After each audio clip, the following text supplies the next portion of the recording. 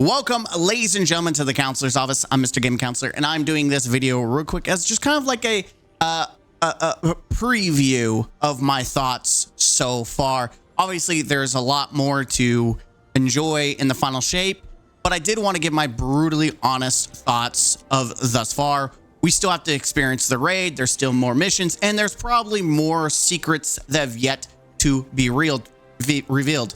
I'm going to try to do light spoilers, and what I mean by light spoilers, try not to do anything that's beyond the scope of maybe what was in the trailer. That's why I don't mind showing you guys the old tower, because, well, we've been in the old tower. Also, I did remove anything that would potentially spoil some things for you guys, except for the prismatic, which, again, this shouldn't be anything spoilery. So what are my thoughts? Well, let's start on just the day one experience of the campaign. It sucked. It was, and I'm gonna get, this is the most negative I'll be pretty much, kind of. The day one experience, spent 2 hours waiting to get into the game. That is ridiculous from a multi-billion-dollar game. I'm not gonna give them, oh, well, it happens. No, I'm not going to give them that grace. That it's bullcrap. I'm not going to give them that grace. They have had previous expansions, and we've never had it nearly as bad as it was for the day one launch for the final shape. It's stupid. It sucks. Being aired out constantly during core cutscenes ruins the experience. It really did. Like, I had to go watch a cutscene from a YouTube video just to be able to figure out story wise. So it's a big negative. I think it's ridiculous, but we're better now. The servers are good. The game's good. That is my biggest complaint was for day one. Story. Before we get to the positive, because there's overwhelming positives. Negative. When it comes to story for the final shape, I think the first half is really boring story-wise. Like, it is like assemble the Avengers, right? That's light spoilers for you, by the way, but we kind of figured that, right? This is essentially the end game, and that they really kind of follow that beat where we're assembling the team, and it feels like it was really easy at the beginning, and that's with me screwing around, playing with my clanmate. It was very easy. It felt really kind of drawn out. I'm like, okay, we're going. We had some surprises that made it interesting. Like, oh, okay, we're getting some drama. Then we do get some splices of character development, which is great. And I think this campaign does a phenomenal job of building story, especially when it comes between the Vanguard, Ikora, Zavala, and of course, Cayde. Again, none of this is spoiler. We all know that Cayde's back. But yeah, Cayde's back in the story, and it goes into detail to explain it. I thought all that was well done. Fantastic. Obviously, we have our friends here. Again, light spoilers. Nothing too big. Now, outside of that, like I said, the first half to me was a little bit boring, drawn out. But the other rest of the half was fantastic. It was intense. It was challenging. Like, it got really hard. And I liked that. It was really fun. The dialogue, fantastic. Again, character development, fantastic. I do think this is probably some of the best character development we've had in a long time. Keith David. It took me a minute to get used to his voice, and it kind of still throws me off, Keith David as Zavala, but he did Zavala justice, especially when in the more emotional aspects, he hits a home run. The Witness, the big baddie, I felt like his presence, like it's trickled a little bit throughout until the end when he really ramps up. I feel like his presence needed to be a little bit more demanding, in my opinion. Again, I felt like Lightfall should have really introduced the Witness, and he should have had more screen time to build into the final shape. I do appreciate that they didn't try to rush his development. Like, there's some movies and games that just like cram the villain in such a tiny space. That was not the case here. So I do want to say that's fantastic. They did him justice in that regard. And then at the end, like, no spoilers, but my God, woo! You feel the pressure. I think he as a villain is unique and done well. What else? What else can I say without spoiling? Guns, fun. Looks like we have some good combinations. We still are learning some of the new guns. Again, I'm not going to spoil it. I think I can spoil. Yeah. So you already knew, you've seen this in the trailer, and all the things in the Vidoc. The new weapons are actually fun. They're actually interesting. And I would say that they're 10 times better than Lightfall weapons ever were. Cause like, I do not have a single Lightfall campaign weapon. I just don't use them. They're garbage. They're trash. But I actually am using and interested in some combinations of the Final Shape weapons. Even some just world drops are amazing. And I've yet to get into the actual like seasonal or episode weapons as well. Overall, fantastic design.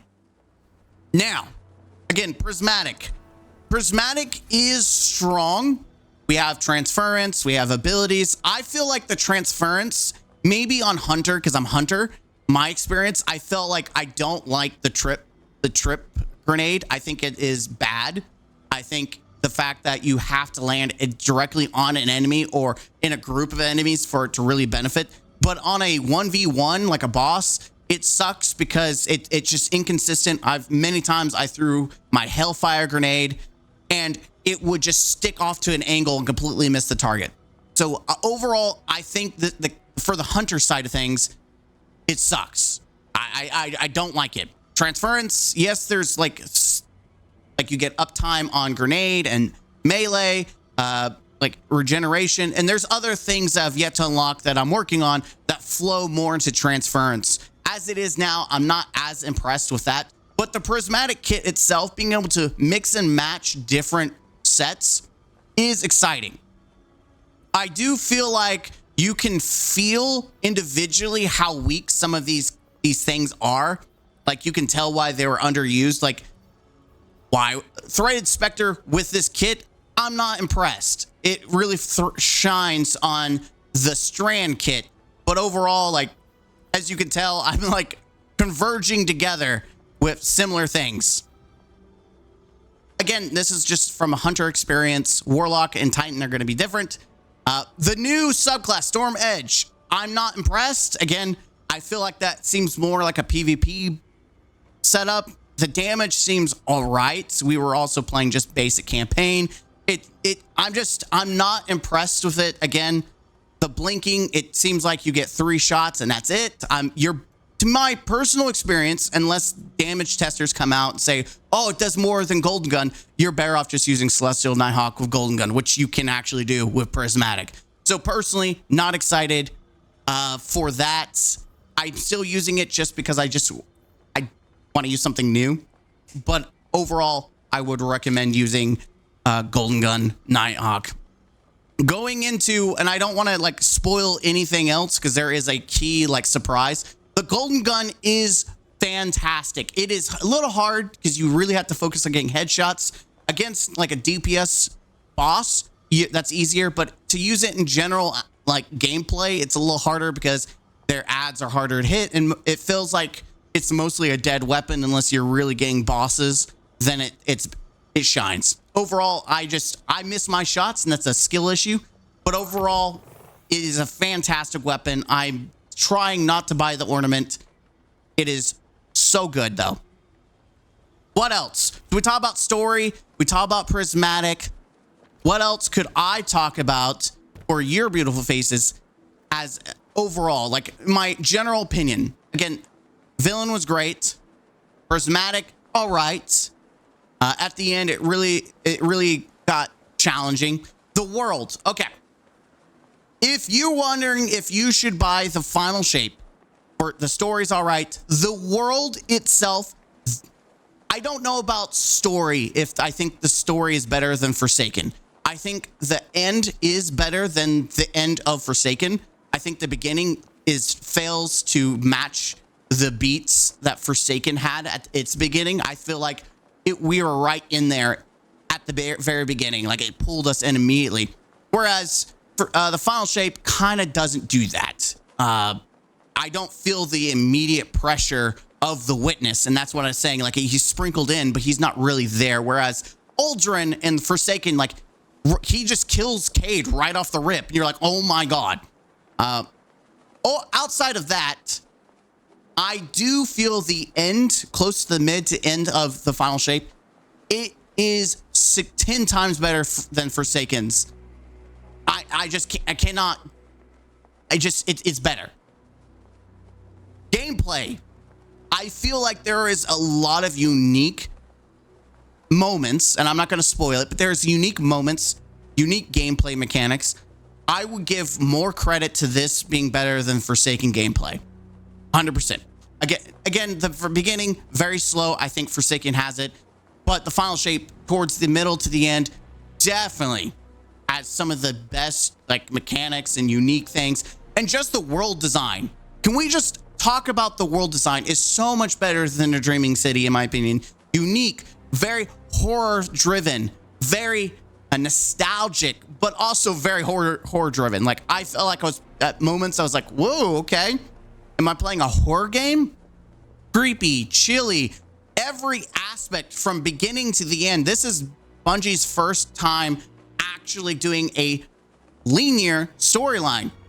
Now, you can go back to different parts of it because it's an open world, for you at least. But overall, it is a straight shot from the beginning to the end. And I have to say that they did a fantastic job, which should be no surprise. Bungie did Halo, and it was very linear. And you can very much feel it in this world. The skybox is just amazing right now, right? But as you explore the different parts of the world, fan-freaking-tastic. Again, as just a brief, and I say brief because I could go in detail. This is my brutal first impressions, my thoughts. Should you buy the Final Shape? If you're wanting to experience the story to its conclusion, absolutely. If you're wanting to wonder if this should be the thing that you jump into to play Destiny, I think it's a 50-50. I think that the game is overall in a better state. The Final Shape itself is fantastic. However, there is things that Bungie are doing that aren't really new player friendly. For instance, raids and dungeons. Raids and dungeons now have surges.